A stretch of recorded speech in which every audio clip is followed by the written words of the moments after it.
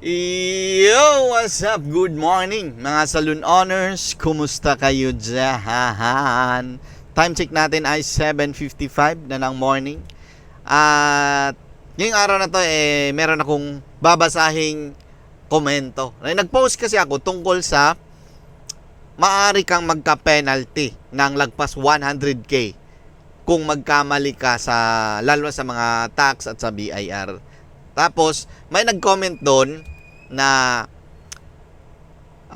kung nagsara na yung business, kasi ang kwento ko dito may mga negosyong nagsara na hindi pinasara, hindi sinauli sa yung LGU, yung mga mga files o mga documents, at hindi ka rin nagpasara sa BIR. Ngayon sabi dito ni nag-comment sa atin, magkaka-penalty ka kung hindi mo pinasara, hindi mo binalik yung mga tapos yung resibo hindi mo binalik sa BIR at hindi ka pa nagpa-close doon. Ngayon, tama naman yung sinabi ni ma'am. Tama yun lahat.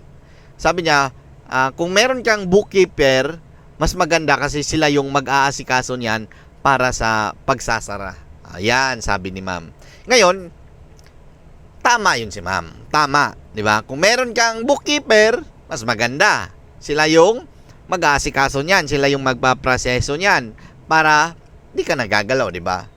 Ngayon, ang problema diyan, dito may kwento ako diyan. Meron akong i-share sa inyong kwento. Sabi ni ma'am, maganda kung meron kang bookkeeper. Sila na magtatrabaho. Ngayon, alam nyo ba na dahil sa lintik na bookkeeper na yan, alam nyo ba? Yan yung dahilan kaya ako nagka-penalty. Bakit? Bakit? Mga salon owners, nag-start na kayong magnegosyo. Ako rin ganyan ako dati. Ang akala ko lang, magbenta lang ako, magnegosyo lang ako. Kumuha ko ng bookkeeper, siya yung mag-asikaso, siya yung magpa-file monthly, yearly, o every quarter, siya yung magpa-file niyan. Ngayon, akala ko yun na yun. Nung na-experience kong pa-close ako ng business, magpasara ako ng business, pinaprocess ko sa bookkeeper ko. Siyempre, negosyante tayo, wala naman tayong pakinon Ngayon, nagbigay tayo ng pera. Nagbigay tayo ng pera, at siyempre, lahat, perma, kung ano yung mga kailangan, SPA, yan, perma tayo dyan. Tapos, ayun na, pinaprocess niya. Dito naman, nagparehistro na naman siya. Nagparehistro. Ngayon, sa pagrehistro niya, siyempre yung bookkeeper namin, isipin nyo ilang taon na siya sa amin, mula 2016 hanggang 2025, 5 years na. So, kampante na kami, siya na bahala doon. Ngayon, dumating yung January, yung February, nagparehistro kami na naman, ulit, di ba? Rehistro, yearly yan, renewal. Ngayon, pinasa ko na naman doon sa kanya. Siya na naman nag-process noon, siya na bahala noon. Ang problema, eto ng problema. Ako na owner, wala naman akong pake. Wala din akong idea kung ano yung mga kukunin kong dokumento sa kanya na nabayaran na niya, naayos niya na okay na, tinabaho na yan lahat. Ngayon, ang problema, muntik na akong magka-penalty. Bakit? Alam niyo kung bakit?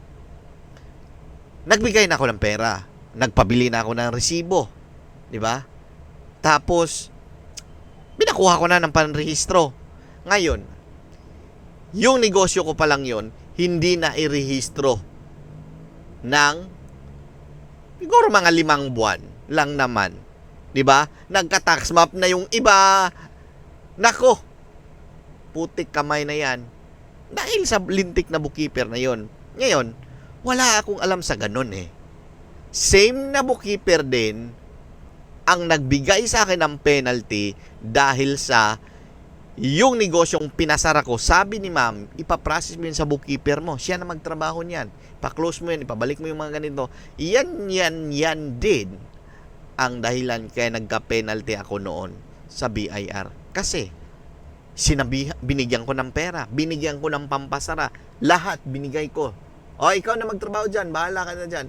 Sabi niya, okay na daw, goods na boss, sarado na, close na, wala ka ng problema. Hanggang sa dumating ang araw na nagparehistro ako ng bago kong negosyo, lintik na bookkeeper na yan, doon ko pa nalaman na tumatakbo, hindi nasara, daming open cases na pangalan ko sa BIR. Bakit?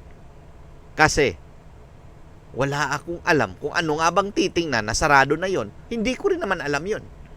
So, open cases ako ng matagal. At pag meron ka palang open cases, hindi ka pwedeng magrehistro ng bago. So, kailangan bayaran mo muna yon, yung penalty na yun. Disclaimer lang ha, hindi ako eksperto sa ganito. Hindi ako magaling dito. Base ito sa experience ko at natapik ko to kasi ayaw kong mangyari to sa inyo. So, maraming nagsabi, bakit ka ba nagva-vlog ng ganyan? Bakit mo ba sinishare yung mga ganyan mong kwento? Bakit ka ba nagaganyan? Pasikat ka lang eh. Maraming nagbabasa sa akin yan. Sabi ko, hindi ko to ginagawa para sumikat, para sa sarili ko. Ay, syempre, sisikat na rin. Biro lang.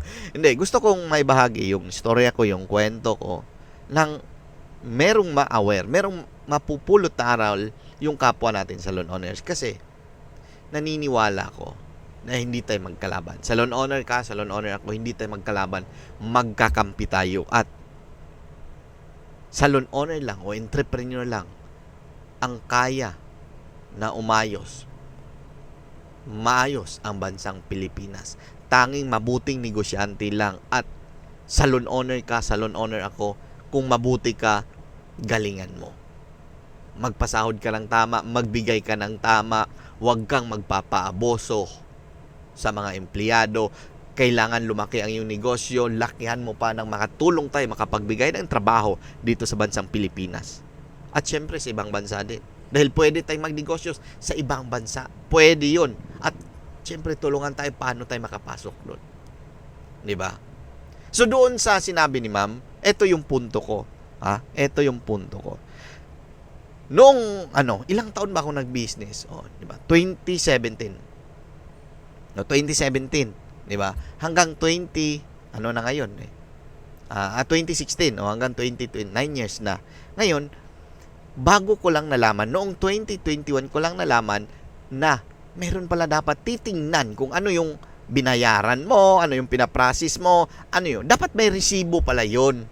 Yun yung mga pagkakamali ko bilang negosyante. Kasi ang alam ko, magbenta lang tayo. Wala tayong alam sa mga ganyan, legalities, sa mga tax, sa mga BIR. Hindi natin tinatrabaho yan. Hanggang sa nagka-problema ako at yun, last year lang, last 2 years pala, nag-aral ako ng mga ganyan. Sumali ako sa mga seminar tungkol sa tax, sa BIR, kung paano ang tamang pag-process, tamang pagrehistro, tamang pag-file. Hindi ang goal, ako na yung magtatrabaho doon, agawan ko ng trabaho yung bookkeeper. Hindi yun yung goal. Hindi yan yung goal. Ang goal sa ginagawa ko ay, syempre, ang goal doon is matutunan ko yung proseso, malaman ko kung ano yung mga ginagawa step by step at ano yung mga kukunin na resibo. Kasi, kung hindi ako nagka-penalty, hindi ako nagka-problema, hindi ko pa to inaral. Ngayon, pasalamat na lang ako dahil hindi ganun kalaki pa yung negosyo. Ngayon, paano pag nangyari, meron na akong 10 branch, di ba? Hinayaan ko lang sa bookkeeper. Yari ako. Milyones yung penalty ko. So, hindi ako naninira ng mga bookkeeper. Ang gusto ko lang, mga salon owners, mag-aral kayo. Hindi naman sa todo ikaw na yung tatrabaho, basta ang gusto ko lang, matuto kayo kung ano ang tamang proseso, ano yung kukunin pag nagbayad ka sa BIR, ano yung mga dapat na kopya mo, pag nagbayad ka sa SSS, basta yung mga ganon. Tanungin nyo lang. At merong mga monitoring yan kung may open cases ka ba, monitoring sheet, ano yung tawag? CMS, merong mga ganon. Check nyo, punta kayo ng BIR, check nyo yung meron kayong mga open cases. Diba? Hindi kita tinakot At nga pala, dahil na topic natin to, ngayong week na to, meron pala akong ipapakilala sa yung isang magaling na kaibigan, mabuting kaibigan, consultant to siya at eto ngayong yung nagpa-process sa aking negosyo. Yan. Kaibigan to at kasama namin sa grupo din ng mga mabubuting negosyante. Gusto kong i-share to sa inyo ang ano na to kasi kung mayroon kang katanungan, 'di ba? Lalo na sa pagrehistro sa mga taxation, paano ang tamang hindi ka magka-penalty. Comment ka or message ka sa akin, i-PM ko yung link sa iyo para makapasok ka sa ating online meeting, para meron kang katanungan, matanong mo doon. So, yan lang. Binahagi ko lang to sa inyo at syempre naman galingan natin mga salon owners, mga negosyante dahil tayo yung pag-asa maayos ang bansang Pilipinas. Mabuting negosyante lang. Comment ka kung isang mabuting negosyante ba. Bye bye. Trabaho tayo.